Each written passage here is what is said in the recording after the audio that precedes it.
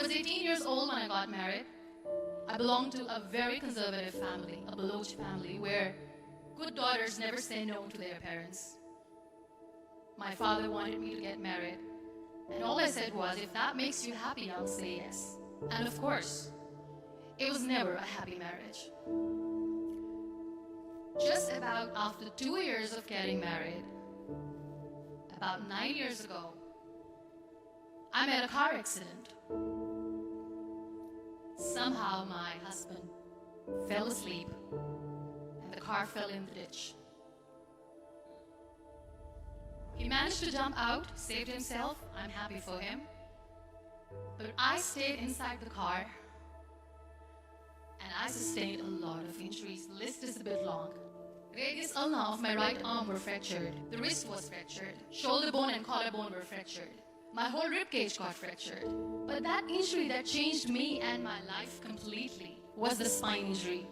Many people came to rescue. They gave me CPR. They dragged me out of the car. And while they were dragging me out, I got the complete transection of my spinal cord. Those 2.5 months in the hospital were dreadful. I was at the verge of despair. One day, doctor came to me and he said, well, I heard that you wanted to be an artist, but you ended up being a housewife. I have bad news for you. You won't be able to paint again. Next day, doctor came to me and said, your spine injury is so bad, you won't be able to walk again. I took a deep breath and I said, it's all right.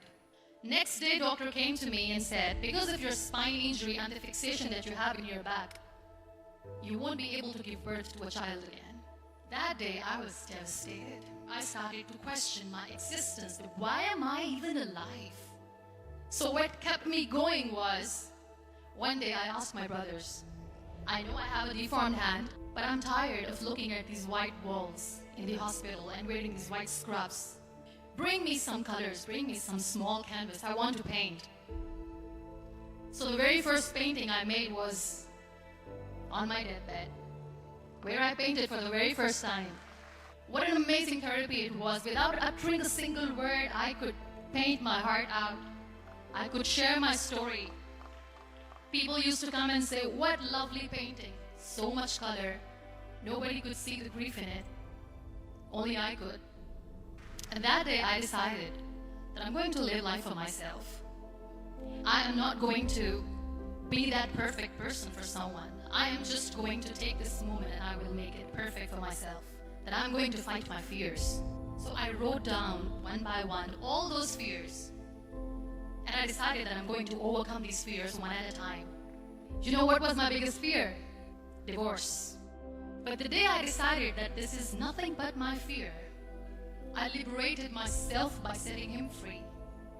And I made myself emotionally so strong that the day I got the news that he's getting married, I sent him a text that I'm so happy for you and I wish you all the best. And he knows that I pray for him today. Number 2 was, I won't be able to be a mother again. And that was quite devastating for me. But then I realized there are so many children in the world, all they want is acceptance. So there is no point of crying, just go and adopt one. And that's what I did.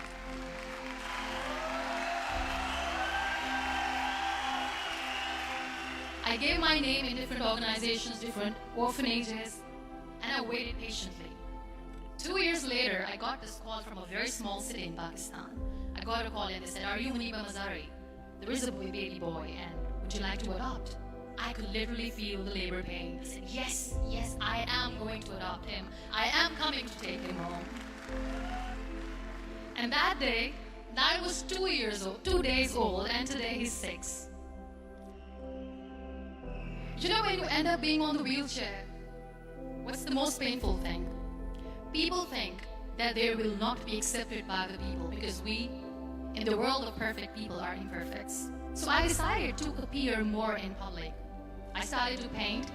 I have done a lot of modeling campaigns. I decided that I'm going to join the national TV of Pakistan as an anchor person. I became the national goodwill ambassador for UN Women in Pakistan, and now I speak for the rights of women, children. Embrace each and every breath that you are taking. Celebrate your life. Live it. Don't die before your death. Real happiness lies in gratitude. So be grateful, be alive, and live every moment